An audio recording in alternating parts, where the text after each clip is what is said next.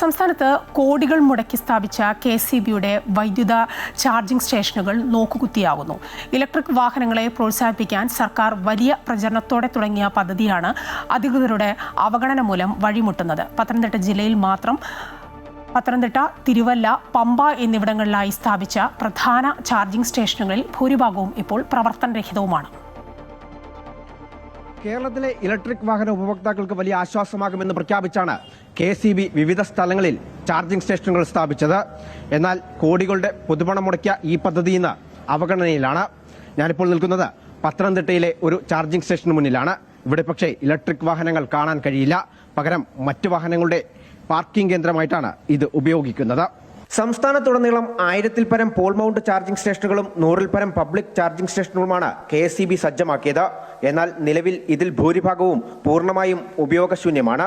കൃത്യമായ അറ്റകുറ്റപ്പണി നടത്താത്തതാണ് പ്രതിസന്ധിക്ക് കാരണം. കെഎസ്ഇബിയുടെ ചാർജിംഗ് സ്റ്റേഷൻ സാധാരണ നമ്മൾ ചെല്ലുമ്പോൾ മിക്കവാറും എല്ലാ സ്ഥലത്തും ഞാൻ പോയിട്ട് പലയിടത്തും ചാർജ് ചെയ്യാൻ പറ്റാത്തൊരു സാഹചര്യം ഉണ്ടാകും. എന്ന് വെച്ചാൽ മിക്കവാറും നമ്മൾ പൈസ എല്ലാം ചാർജ് ചെയ്തിട്ട് റീചാർജ് ചെയ്തതിന് ശേഷമാണ് ഇത് കണക്ട് ചെയ്യുമ്പോൾ മിക്കപ്പോഴും ഇത് ഒരിക്കലും ചാർജ് ആവാൻ കണക്ഷൻ ആകുകയില്ല. ഏറ്റവും അവസാനം നമ്മൾ അതിൻ്റെ കസ്റ്റമർ കെയർ നമ്പർ എന്തെങ്കിലും എടുത്തിട്ട് നമ്മളത് വിളിക്കുമ്പോൾ അവർ കുറേ നേരം അത് ഇങ്ങനെയൊക്കെ ചെയ്യാൻ നമ്മുടെ ഫോണിൽ അങ്ങനെ ചെയ്യും ഇങ്ങനെ ചെയ്യുന്നൊക്കെ പറഞ്ഞ് ഏറ്റവും അവസാനം ഈ പൈസ അതിനകത്ത് കിടക്കുമെന്നല്ലാതെ ചാർജ് ചെയ്യുന്നില്ലാത്തൊരവസ്ഥയാണ് നമുക്കിപ്പം.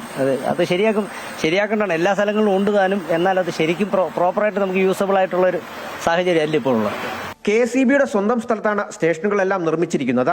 ചാർജിംഗ് മെഷീനുകൾ സ്ഥാപിക്കുന്നതിനും പരിപാലിക്കുന്നതിനുമായി കരാറെടുത്ത കമ്പനി കൃത്യമായ അറ്റകുറ്റപ്പണികൾ നടത്തുന്നില്ലെന്നാണ് പ്രധാന പരാതി.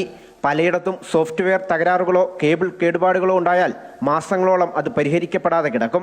അറ്റകുറ്റപ്പണികൾ ഉറപ്പാക്കേണ്ട കെഎസ്ഇബി അധികൃതരാകട്ടെ ഇതിന്മേൽ യാതൊരു നടപടിയും സ്വീകരിക്കുന്നില്ല. ഇലക്ട്രിസിറ്റി ഓഫീസിൽ അവർ വെച്ചിട്ടില്ലേ, അത് പണ്ടത്തെ കണ്ണാണ്. അത് ഇപ്പോഴത്തെ ഒരു കാരണം ഉപയോഗിക്കാൻ പോലും പറ്റില്ല.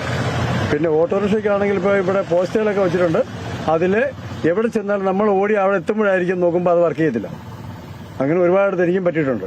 കോഴഞ്ചേരിയിൽ ഒരെണ്ണമുണ്ട്, അത് വർക്ക് ചെയ്യുന്നില്ല. കഴിഞ്ഞിടയ്ക്ക് പോയപ്പോൾ പുത്തൻപീടിയ മോണ്ട്രയുടെ ഫ്രണ്ടിൽ ഒരെണ്ണമുണ്ട്, അതും വർക്ക് ചെയ്യുന്നില്ല. കുമ്പഴ ഉണ്ടൊരെണ്ണം, അതും വർക്ക് ചെയ്യുന്നില്ല.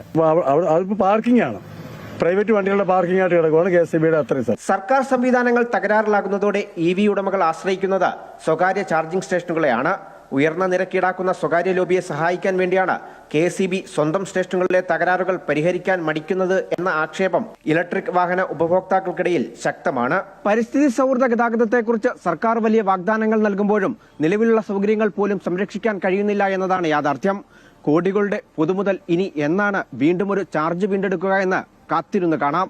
ക്യാമറമാൻ രതീഷ് മാഡ്ബേശ്വലിനൊപ്പം കണ്ണൻ ദേവ്, അമൃത ന്യൂസ്, പത്തനംതിട്ട.